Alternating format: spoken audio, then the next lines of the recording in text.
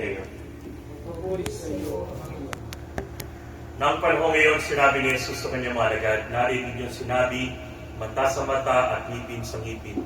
Ngunit ngayon sinasabi ko sa inyo, huwag ninyong labanan ng masamang tao. Kung may sumampal sa inyong kanang pisngi, iharap mo sa kanya ang kabila.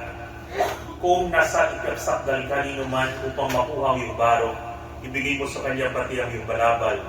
Kung sa pilitang ipapasan sa iyo ng manlulupig ang kanyang dala ng 1 kilometro, pasalin mo ito ng 2 kilometro.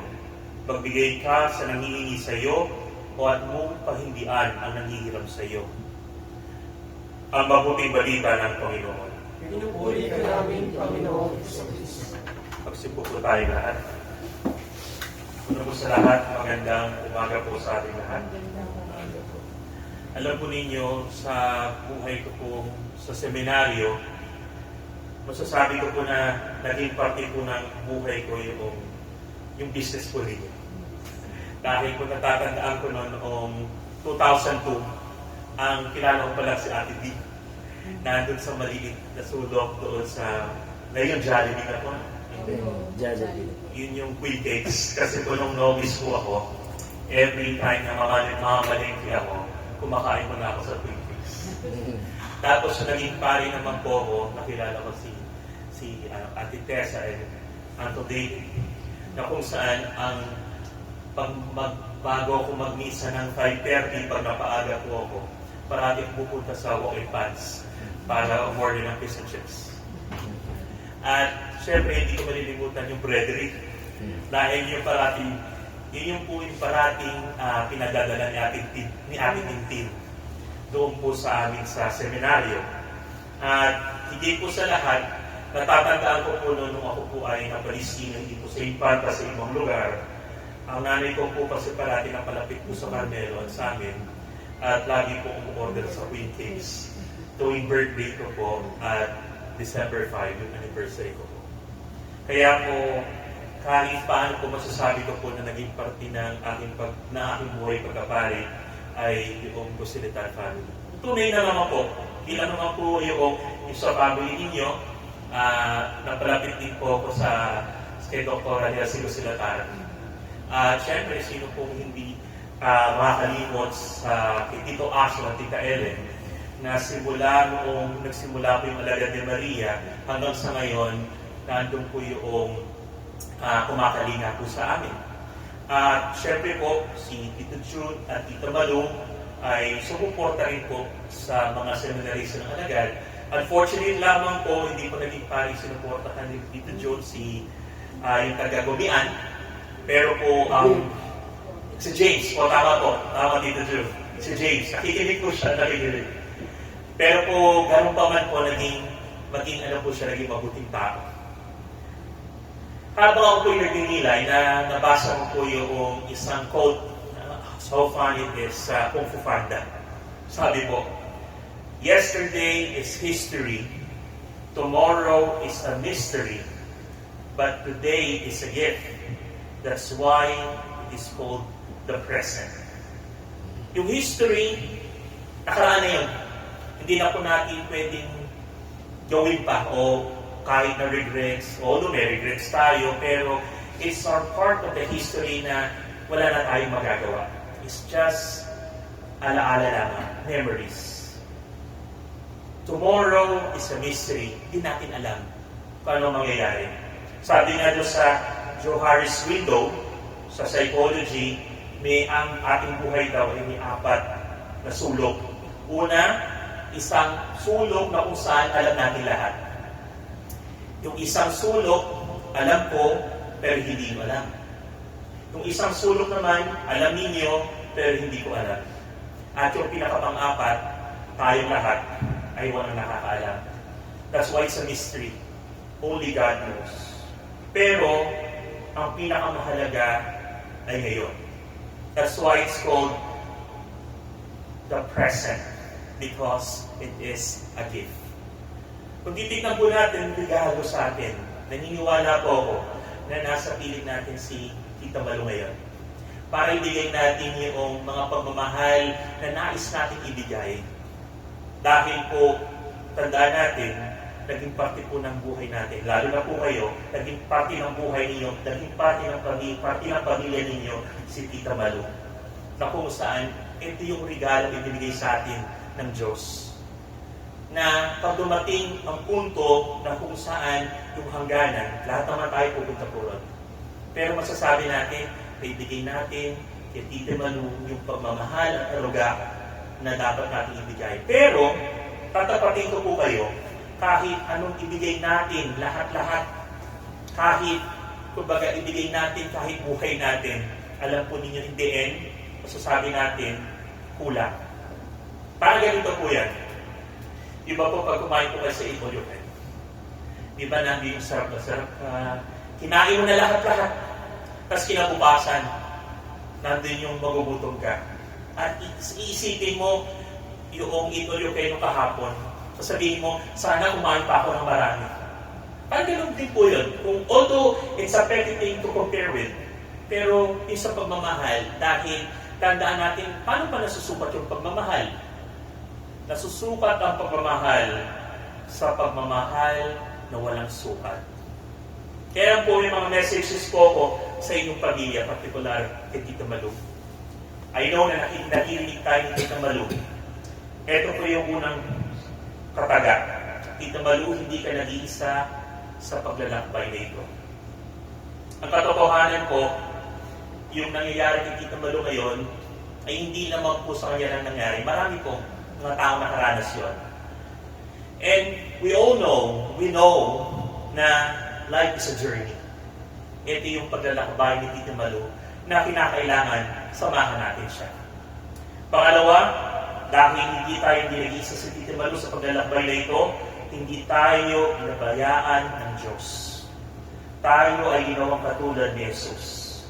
Tandaan po natin pati ng ating buhay, yung kahirapan, yung sakit, pati yung pagsubok. Dito ay pinapakita na we're just finite being. Di tayo infinite. Lahat ng bagay ay may hangganan. Sabi niya, di ba nga, there's no 100% because of friction. Ganun din. Walang 100% na machine dahil of friction, ganun din tayo. We're just finite being. Sabi niya, we're just obra maestra. At merong isang maestro na gumawa sa atin na walang iba kundi ang ating Panginoon. Kung saan ang isang maestro, siya yung, kumbaga, nakilala yung obra maestra dahil sa maestro. At pag nawala yung maestro, doon lang magkakaroon ng value yung obra maestra. Kaya naman kung makikita natin dito, may katapusan, may hangganan ng lahat, ngunit di natatapos yung ating buhay nang wala lang. Doon pumapasok yung ating pananampalataya dahil binago ito ni Jesus nang inaalay niya ang kanyang sarili sa krus. Binago niya ang kamatayan dahil ang kanyang ginawa ay dahil doon meron tayong pinangahawakan. Kaya naman sa gitna ng ating pagdadalamhati, sa gitna na naghahanap tayo ng kasagutan, naghahanap tayo ng lakas sa bawat isa, napakahalaga yung banal na misa. Bakit? Dahil ito yung nagbibigay sa atin ng lakas na naniniwala tayo na balang araw o naniniwala tayo sa himala ng Diyos na kung saan kahit na wala ng pag-asa, naniniwala tayo na may gagawin at gagawin ng Diyos sa ikabubuti natin. Although sabihin natin na yung gusto natin nawa mangyari, pero in the end, kalooban ng Diyos pa rin yung mananalig. Tandaan natin, ang ating sakit, kapag inalay natin sa krus, ay hindi nasasayang. Bagkos nagiging mapagligtas, makapangyarihan at banal. Kung makikita po ninyo, sa pamagitan ng mga panahon ito, lalong umiigting, lalong, kumbaga, tumitibay yung pamamahala ninyo sa isa't isa. Marahil yung mga hindi pagkakaunawaan, kinakalimutan na. Nandoon yung laging umiigting yung pananampalataya ninyo at higit sa lahat, lalo niyong minamahal ang bawat isa dahil alam niyo kung gaano ito kahalaga. Pangalawa, sa mga pagkakataong ito, hindi lumiliit yung ating buhay bagkus lumalalim. Sa mundong ating ginagalawan na kung saan ang halaga ng buhay ay nasusukat sa halaga ng paggawa. Kung ano ang ating magagawa, kung ano ang ating maitatayo, kung ano ang ating makikita, kung gaano maraming bagay ang ating magagampanan. Sa ganitong pananaw, mukhang sinasabi, pag wala ka nang nagagawa, kapag mahina ka na, kapag nakaratay ka na sa balik ng karamdaman, ikaw ay mas mababa. Pero hindi. Malaking kasanulingan po ito. Bakit? Ano ba yung sinasabi sa ating katekismo? Hindi nagbibigay ng marka ang Diyos batay sa ating ginagawa o nagagawa. Alam po niya, tinitignan tayo ng Diyos sa parehong pagmamahal na sa Kanya na hinububog tayo mula sa ating sinapupunan. Kaya naman po, yung pinaka-pangatlo, ito po yung banal na panahon.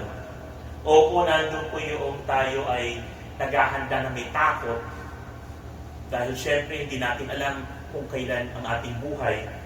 Pero ang pinaka-makakatulong sa atin, nawa, makita natin yung panahon na ito na panahon ng paghahanda. Na kung saan, opo, tayo ay nandun yung nangangamba, ayaw natin umalis, nandun yung pilit natin hinahanda yung sarili natin, pero hindi talaga tayo handa. Kaya naman, may tinatawag na tradisyon sa simbahang Katoliko na kung saan tinatawag na happy death. At ito ay makikita natin kay San Jose. Kaya naman, sa panahon ito, hilingin natin kay San Jose na patubayan yung pamilya natin, yung pamilya po ninyo. At higit sa lahat, makikita natin sa mga buhay ng mga banal na kung saan tinanggap nila. For example, po ang ginawa ni Santa Teresa ng Lisieux o Batang si Jesus. Anong sabi niya? Sa huling parte ng kanyang buhay, ng kanyang pagdurusa sa pamagitan ng tuberculosis, doon po siya kasi po namatay. Makikita po natin na sinabi niya, igugugol niya yung kanyang huling sandali, yung kanyang pagpunta sa langit sa paggawa ng mabuti dito sa lupa. Kahit sa pananaw, nagbibigay pa rin siya ng tulong. Nagbibigay pa rin siya ng pag-asa. Alam ko po na malapit po ang pamilya sa mga NDB. At naalala ko po nung ako po ay nag-SOS sa Angat sa mga NDB. Meron pong sinabi po na magandang panghawakan natin yung sinabi po noong isang matandang madre ng NDB. Yung nasa France daw po siya na kung saan buhay pa po si Blessed Father Mary Eugene of the Child Jesus. Na kung saan wala pa pong technology na internet, ang communication lamang ay mga telegrama, hindi wala pang telepono, napakamahal. At mula sa Pilipinas pumunta sila doon po sa France. At syempre po nandun po yung homesick, nandun syempre yung lamig, nandun talaga yung pangungulila, kaya yung madring ito, yung ending ito ay nagpaalam na kay Blessed Father Mary Eugene dahil gusto na niyang umuwi. Kaya po isang gabi, pagkatapos ng mga schedule na at si Blessed Father Mary Eugene ay galing doon sa isang lugar na pinuntahan niya at umuwi na po siya. Nandun po yung kinausap ng madre, si Blessed Father Mary Eugene. At ito ay umiiyak. At sabi niya, Father Eugene, ako po'y hirap na. Gusto ko na pong umuwi. Hindi ko na po talaga kaya. Na para ako unti-unting nauupos na kandila. Ano niyo po yung sinabi lang ni Blessed Father Mary Eugene? Ang sabi niya, pag dumating sa punto na wala na ako, at marami kang mga problema, suliranin, ipadasal mo lang at ilagay mo doon sa hood ko. At tatanggapin ito ng buong puso at ibubulong ko ito sa Diyos. Alam po niyo, napakaganda po nito. Bakit? Dahil po tandaan natin na ito yung sumisimbolo sa ating pananampalataya na hindi tayo nag-iisa. Kaya naman po, ano yung tatanggapin ni Tito Malu? Unang higit sa lahat, syempre po yung ating pagmamahal at ang ating panalangin Pero po, higit po sa lahat tatanggapin ni Tita Malu sa paghahanda yung banal na Santo Olio. Na naniniwala tayo sa pamagitan ng Santo Olio, ihahanda natin si Tita Malu tungo sa buhay na walang gan. Pero, hindi tayo nawawalan ng pag-asa dahil walang imposible sa Diyos. Na kung saan yung kanyang kaibigan na si Lazaro ay kanyang muling binuhay, naniniwala tayo na tayo at si Tito Malu ay muling bubuhayin. Kaya naman, sa mga nag-aalaga kay Tito Malu, alam po ninyo, hindi nakakalimot ang Diyos. At higit sa lahat, sa nagmamahal kay Tito Malu. Kaya naman po, sa pagpapatuloy ng ating banal na misa, una-una sa lahat, nagpapasalamat tayo sa biyaya na ibinigay sa atin ng Diyos para makatulong natin si Tito Malu. At pangalawa, nagpapasalamat tayo sa Diyos na hindi tayo bumibitaw dahil walang imposible sa Diyos. Sa ngalan ng Ama at ng Anak at ng Espiritu Santo. Amen. Manatili ko tayong paupo para sa pag-aaral.